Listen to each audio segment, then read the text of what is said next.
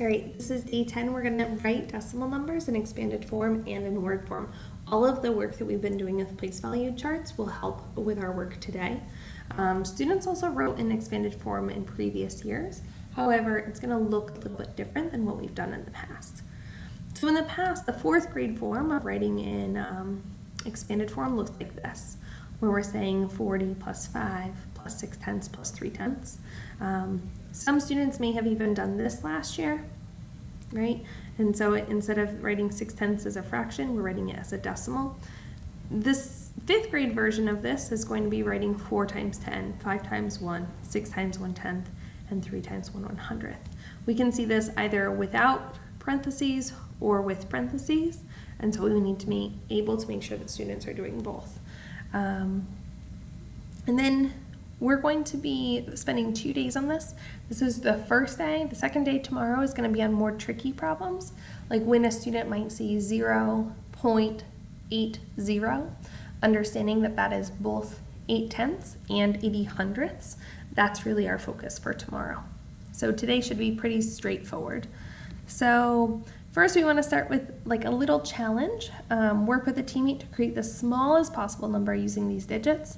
And so there's some place here for them to do some scratch work. I wouldn't give them more than like 45 seconds to do that.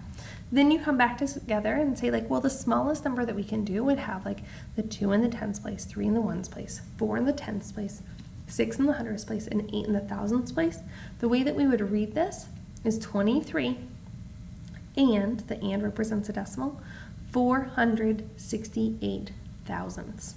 Right? This is one period, just like we talked about before, and so all of those numbers get read together, just like the hundreds, tens, and ones is one period, all of those numbers get read together. Oops. And then we want to write this in expanded form. We can show them both ways, and then highlight that this is now the fifth grade way of writing this.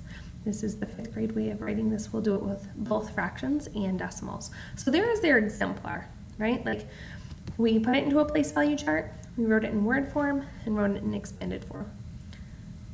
Again, we're going to see this. This is now in expanded form. We can see that I have 400, so I'm going to plug the 4 into the hundreds place in my place value chart. I have no tens, so I'm going to put a 0 in my tens place. I have 5 ones, I have 6 tenths, and 3 hundredths. This is where kids are going to make mistakes, right? Just writing these numbers 4, 5.61, not recognizing that they have 0 tens or no tens. Perfect. Oh, I just thought of something else. Another thing that students also often struggle with is they write 23 and 468 thousandths. They often put an and between the 100 and whatever the next two place values are. So just something to be aware of, conscious of, as you're modeling. And here we go. Here's another example of where we don't have anything in the hundredths place. And so 8 and 103 thousandths. And then you'll have these notes here. Great.